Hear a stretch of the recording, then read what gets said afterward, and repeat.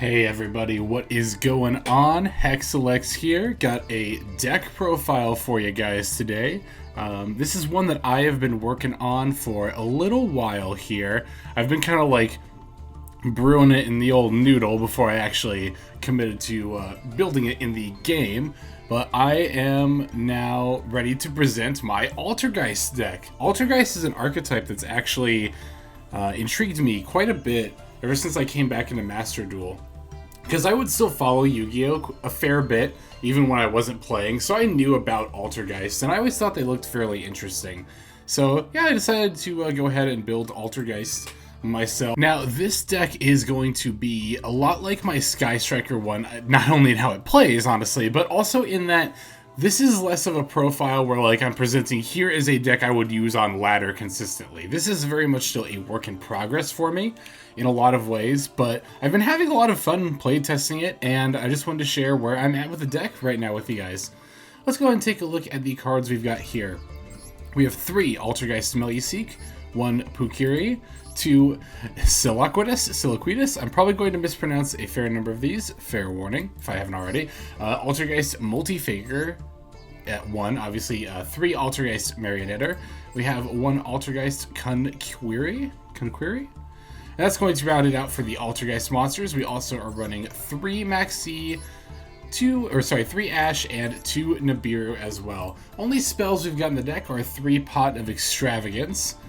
Moving on to the traps, we have 3 Torrential Tribute. We've got 2 Altergeist Manifestation, 3 Infinite Impermanence, 3 Solemn Judgement, 1 Solemn Strike, 1 Imperial Order, 2 Altergeist Protocol, and 3 Personal Spoofing. Now let's talk about the main deck a little bit before we move on to the extra deck and my current card choices. So like I said, this deck is very much still a work in progress at the moment. I'm fairly satisfied with the ratios of cards I've got here. Definitely with the Altergeist monsters, I think the number of Altergeist monsters I've got is about where you want to be. I mean, obviously we'd have 3 Multifaker if we could, but Multifaker is at 1, and for good reason. This is going to be more or less your main engine card. You special summon it from your hand whenever you activate a trap card, and then when you do, you can special summon another Altergeist. Most of the time, you're going to be special summoning good old Silquitous here, and Silquitous' effect, you can actually return an Altergeist card you control to the hand, and then return a card your opponent controls to the hand. So that's why you want to summon it with Multifaker, not only to disrupt our opponent by returning their monsters to their hand, but it'll also return Multifaker to our hand, so then next turn we can flip another trap and summon Multifaker again and get another Altergeist monster. We're running 3 Meluseek and 3 Marionetter because we really like to see this card a lot, especially opening, especially Marionetter if you're going first, which this deck does want to do, by the way. If you're going first, you would ideally have a Marionetter, so that way you could immediately set either Altergeist Protocol or Manifestation directly from your deck to the board. Another good card to open, particularly if you're going second, is Meluseek. Meluseek can attack directly. When she does any amount of battle damage to the opponent, you can target a card your opponent controls and send it to the graveyard. It doesn't destroy the card, and it doesn't have to be face up or face down. The one sort of drawback, so to speak, with this effect is that it does target. However, it does send, so it gets around destruction effects, and again, it's any face-up or face-down card. Also, if Meluseek is sent from the field to the graveyard, for any reason, mind you, you can add any Altergeist monster from your deck to your hand, which the vast majority of the time, if you don't already have it in your hand, is going to be Multifaker. So Meluseek works when destroyed by battle, by card effect, or even used for a link summon as well. And that can be one good way to set up a Multifaker play. If you open Meluseek and a bunch of traps and you're going first, you can summon the Meluseek, link away from one of our Link 1 monsters, then we can search the Multifaker, set our traps, then next turn we can flip a trap, summon Multifaker, set up Silquitous, and then we've got a lot of good disruption. The 1 Pookuery is good for enabling some link plays. It can be particularly useful along with the Meluseek. Instead of being forced to go into one of our Link 1 monsters, we can actually go into a Hexstia if we have Pookuery, which is very, very nice. Pookuery can be used as a link material from hand, and when link summoned, it can recur itself back from the grave to the hand. Makes it much easier to go into our link plays that way. And finally, we also have the one Kunquery, which is a pretty decent disruption option. It can negate attack, and then you also target a card on the field, and as long as Kunquery is on the field, that other card is also negated. So that can be very useful for, again, just some decent disruption, protecting our Altergeist monsters, which do tend to be fairly vulnerable when they're on the board, like Multifaker, Silquitous. If they get attacked, we can go ahead and negate that, and also simultaneously shut down some of our opponent's effects. Maxx and Ash, sorry, wrong order. Maxx and Ash, there we go, are pretty, standard fare hand traps. I think 3 of each is pretty common for the vast majority of decks that would be playing competitively. We're also playing 2 Nibiru as an additional to Torrential Tribute, that is, additional means of wiping boards that summon a lot of monsters. Nibiru is just kind of our way of doing it going second, whereas Torrential is more of our way of doing it going first.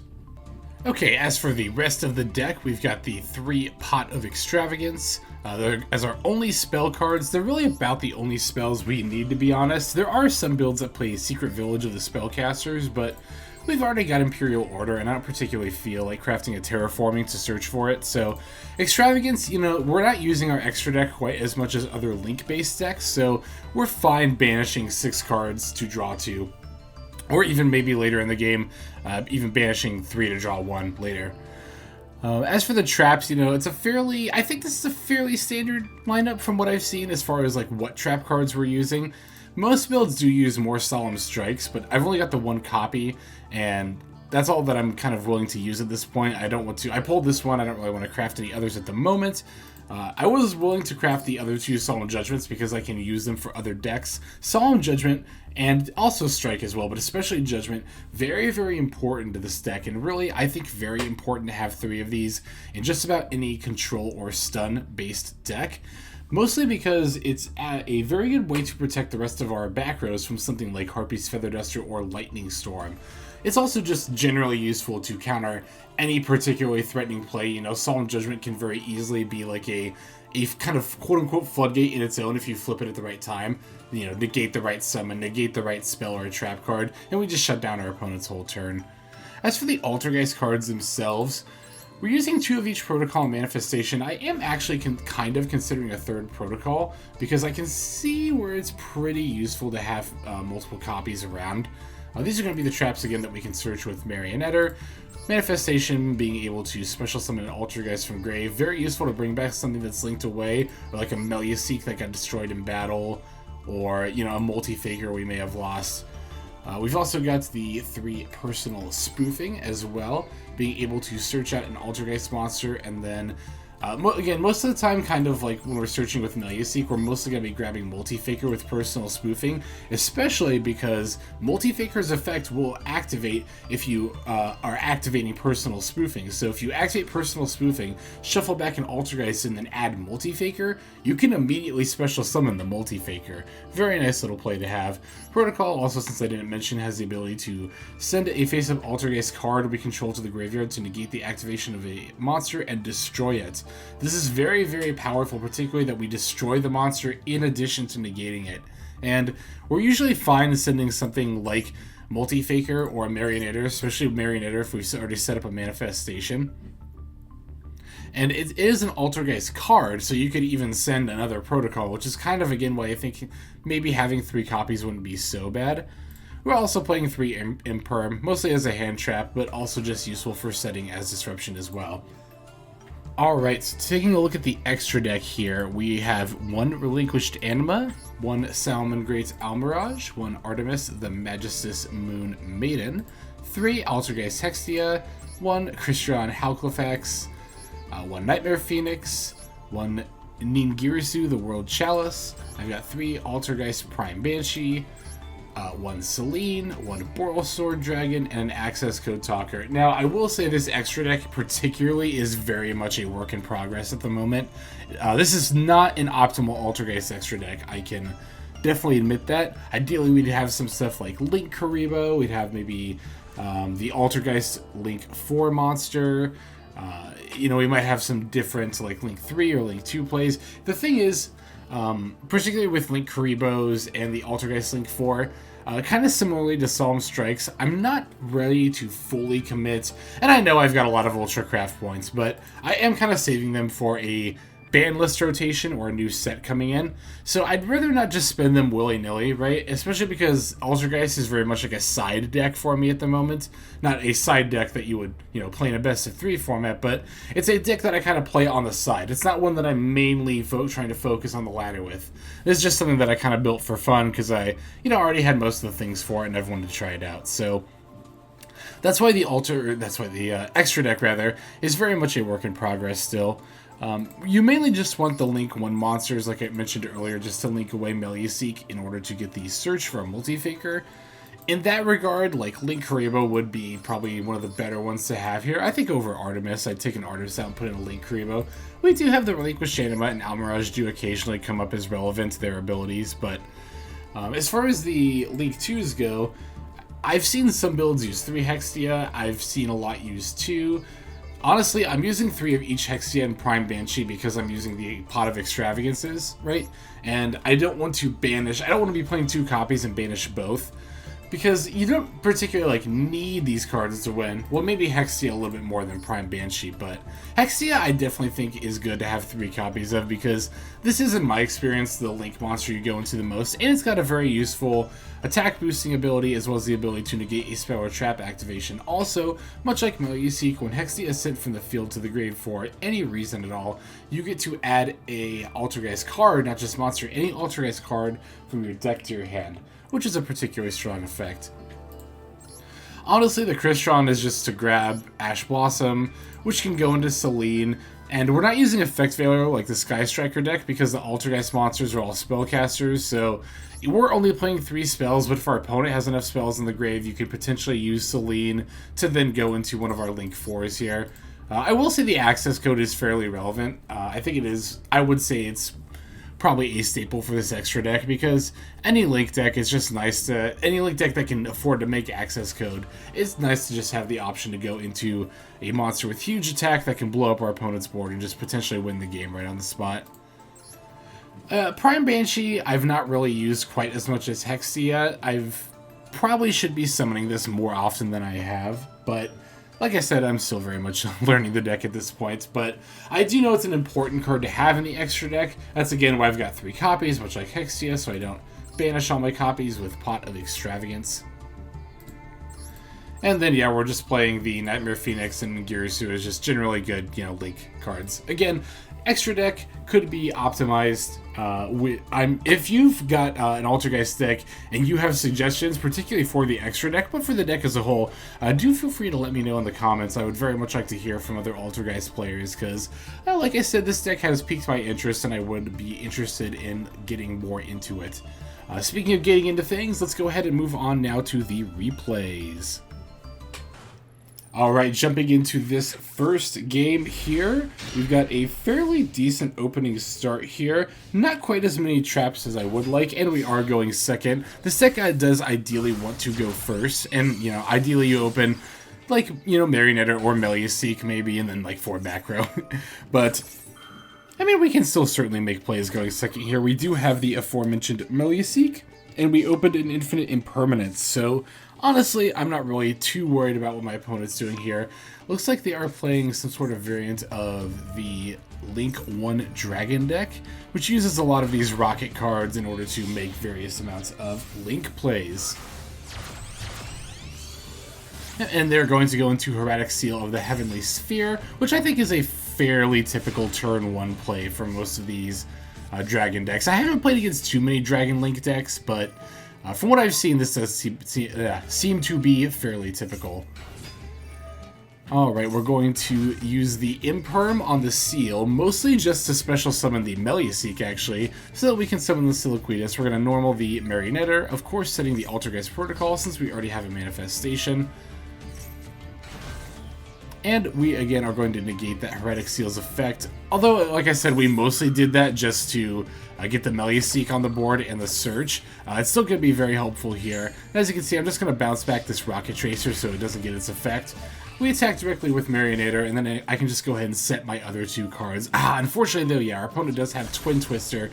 fairly annoying. They took out our protocol as well as our other back row, which ended up being our personal spoofing, and they even have the follow-up MST for our manifestation, so definitely not an ideal start for me. I'm going to go ahead and use the manifestation's effect, though, to add the protocol back to my hand so that I can set up at least some amount of back row on my next turn.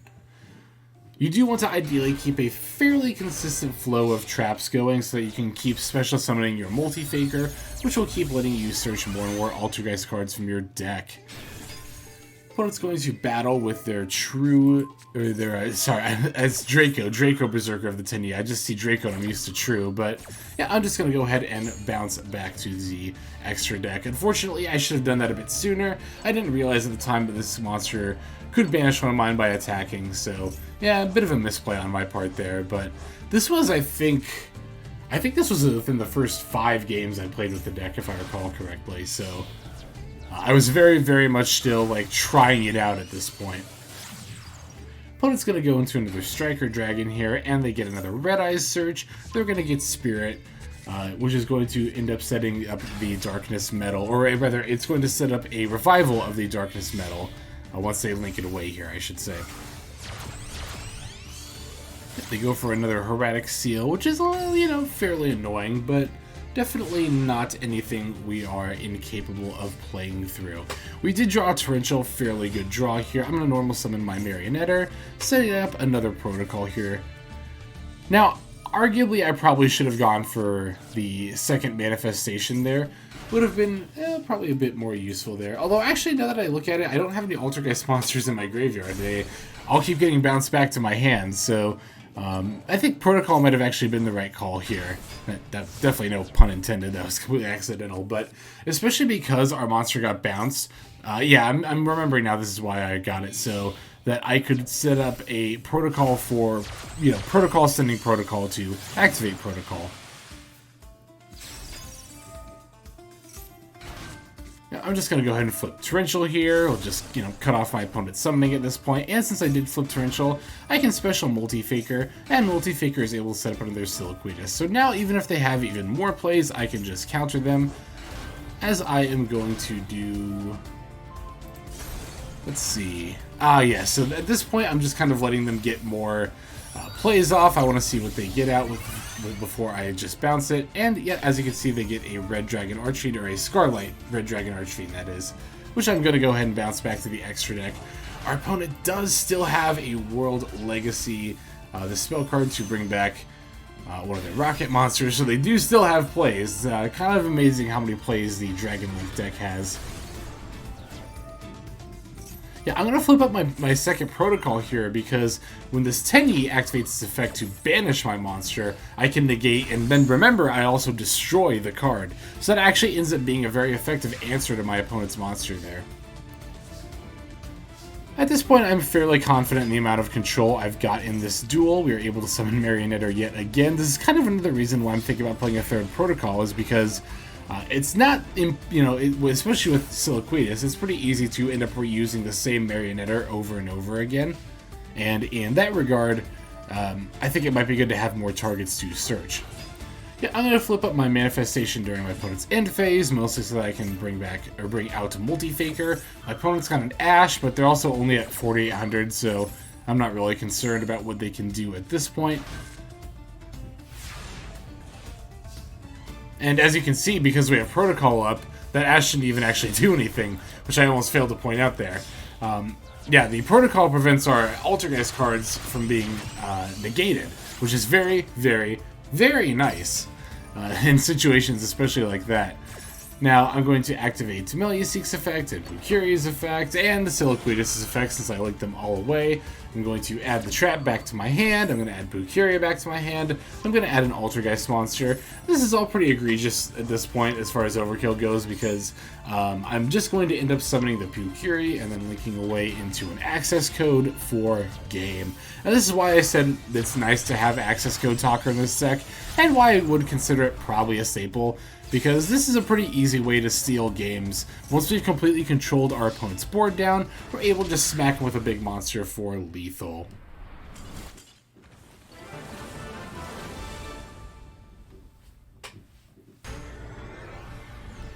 Okay, next game we've got for you here. And this is looking like a very, very solid opening hand. We even get to go first, which is always very nice. We've got the Extravagance for the draws. We've got an Ash. We've got a whole bunch of back row. We did not open an Altergeist monster, though, which is a little bit annoying. But, you know, we've got the Ash. We've got the Nibiru. We've got the 4 back rows. So, and these cards are going to indeed come in handy because it looks like our opponent is playing a Synchron deck. Yeah, I'm definitely going to Ash the Junk Converter because it required a discard with itself. For its own effect. Similarly, of why I'm going to snap off the Solemn against the 1-for-1 here. You see, even though I lost 4,000 life points, like after both these negations, my opponent's only got 2 cards left. So they're really not working with a whole lot here. And you can see here, it doesn't even take a whole lot of cards to control our opponent down, right? Like, we used an Ash from our hand and one of our 4 back row, just one of them, and we were able to completely shut down any options our opponent had. Due to the timing and choosing which effects we activate our traps in response to. Here I'm going to immediately flip up Personal Spoofing because I want to get my Multifaker online and start making a bunch of plays with them. Yeah, I'm going to attack my opponent's face-down monster. I'm not really concerned here because I know Synchron decks tend to run a lot of small monsters in order to synchro together, so even though Altergeist Multifaker only has 1200 attack, I'm fairly confident in its ability to run over pretty much anything my opponent puts down. I'm going to use a Personal Spoofing again here, putting back the Silquitous since my opponent's not making really any plays, and summoning Meluseek. I'm just imagining, because I have to be mispronouncing that monster's name. Please let me know if I am. I greatly apologize if it's annoying you. I am not doing it on purpose, I assure you. So I'm going to hit my opponent's face-down monsters. It's Effect Veiler and Quibble Hedgehog, like I said. Synchron decks just tend to run a lot of small monsters, so as long as we can prevent them from using them to make a big monster, I'm fairly confident that we have this game pretty much in the bag. Like here, our opponent's going to use Junk Synchron. I've got the Protocol, so I can just send the Meluseek to the grave to negate and destroy the Junk Synchron. Honestly, I probably should have just flipped the Imperum. Like, I don't think I needed to use Protocol here, but I also wanted the search. And as you can see, that's going to do it for our opponent. They're just going to concede in response to that because, again, and that's a lot of the way, not a lot of the way, but that's at least part of the way that you win with this deck. You can see we didn't have, like, a very particularly threatening monster presence, and our opponent had, you know, a decent amount of life points left, but just by sheer control of the game and control of the board, we are able to get the win in a position where it doesn't look like our opponent should concede, but realistically they probably weren't able to do a whole lot anyway. That does tend to be the power of stun decks.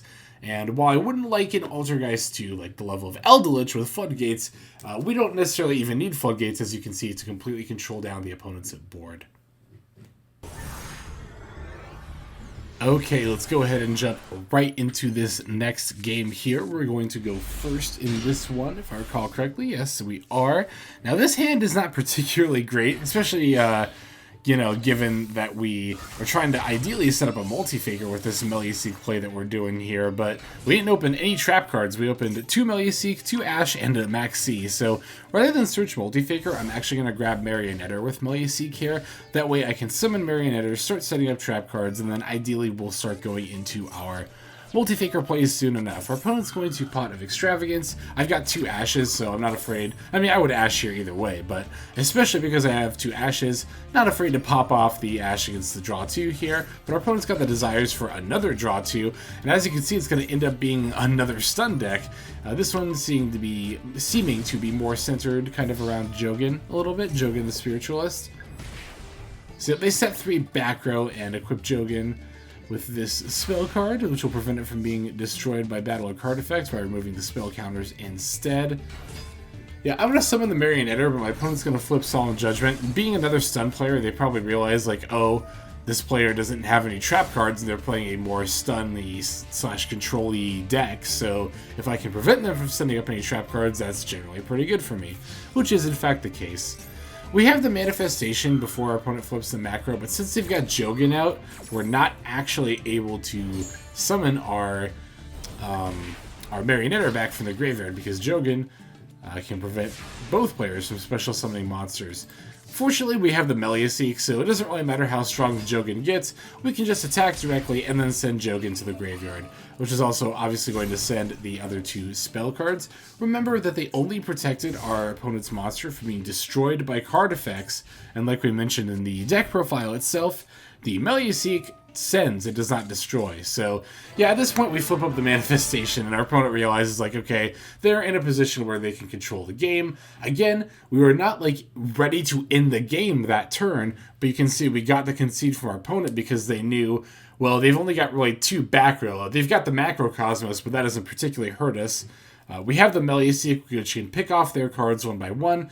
We've got the Marionetter. We're starting to establish board control, and we still got 3 cards in our hand even. So at that point, again, it's all about getting control of the game with these decks. It's a little bit different from something like Tri-Brigade Zoo or like Lyrilusc Zoo, where we're not necessarily getting the win when we end on a game-ending board, but we're more or less securing the victory just by getting control of the board.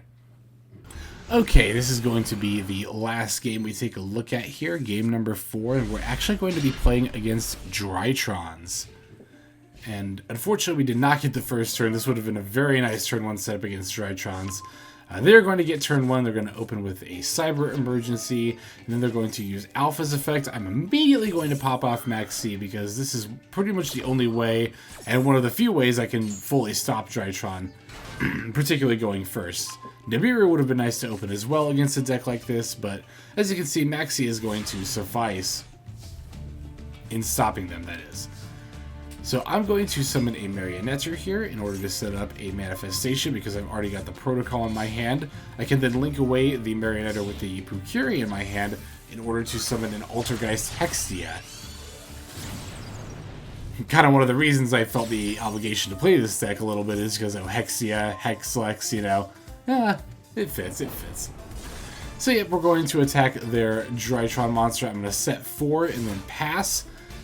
I've got the Imperial Order to stop traps. I'm immediately going to flip up Manifestation during their draw phase to bring back the Marionetter. That's going to not only boost my Hexstia, but also potentially allow me to negate a trap card, which isn't really relevant against Drytrons, but, you know, I don't know, sometimes they might play Imperm, so...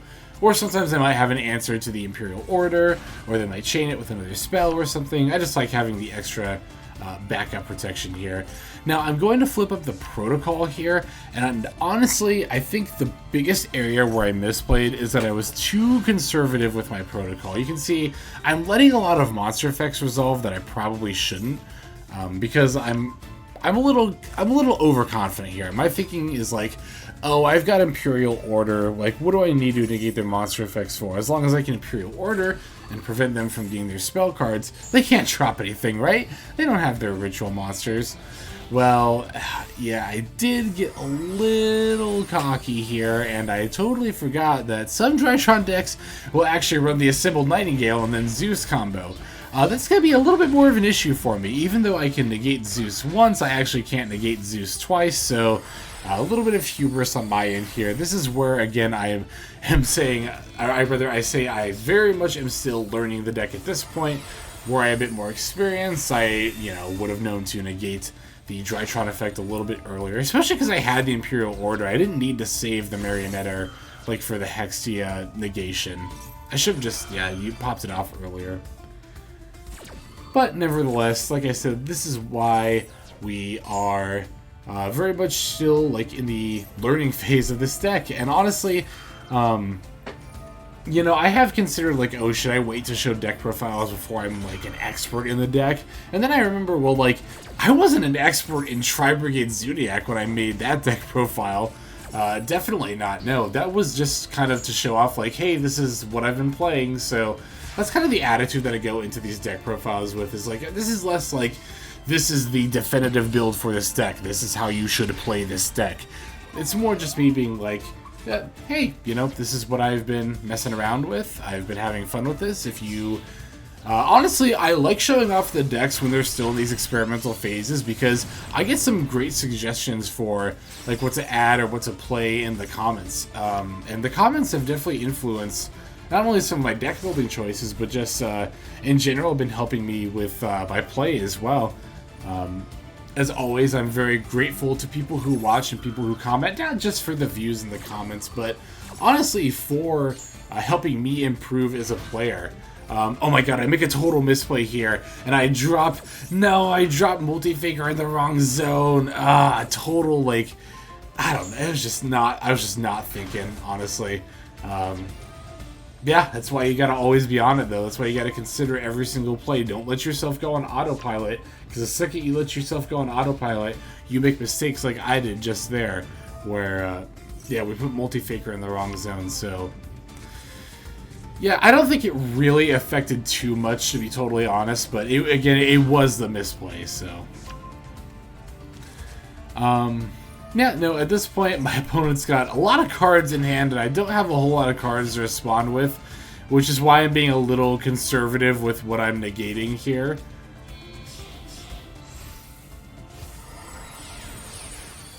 Now, I'm definitely going to bounce back this Drytron monster, though, because I'm not trying to let my opponent... oh, no, sorry, I thought I did bounce it back. Apologies. No, I definitely should have bounced it back. I thought I was going to. But in any case, yeah, I'm going to negate the Diviner once again with the Imperm. Here we go. I bounce it back in response to the Metatonus Drytron. And I do that actually, I remember why I did that. I wanted to do that because I thought it might force my opponent to summon something they weren't intending to summon. Like, I know they're trying to summon the Herald here, but yeah, I'm going to use Protocol against their Herald so that my effect resolves. And now they can't use the Xyz materials in order to ritual summon, which again, I don't know for certain if that actually did mess up my opponent here, but at the very least, you know, they're summoning Ben 10 from the graveyard, which I don't think was their original plan, especially because I know they searched a Herald of Ultimateness here. Now, unfortunately, yeah, they're going to still be able to get plays off. They can summon back the Ben 10 and draw, and they get a Natasha search. I mean, this is really the strength of Drytron here, I think. Even though I've not played the deck, I've only played against it, but this flexibility is honestly insane. Like, they're just playing, you know, other combo decks, if you interrupt them at the right moment, they just completely fall apart. But that's the thing with Drytron, is like, they have so many moments, and it's why I honestly kind of misplayed earlier, is that, honestly, when I'm playing against this deck, I'm still not 100% when I should be negating things, or, you know, how much of a difference that makes.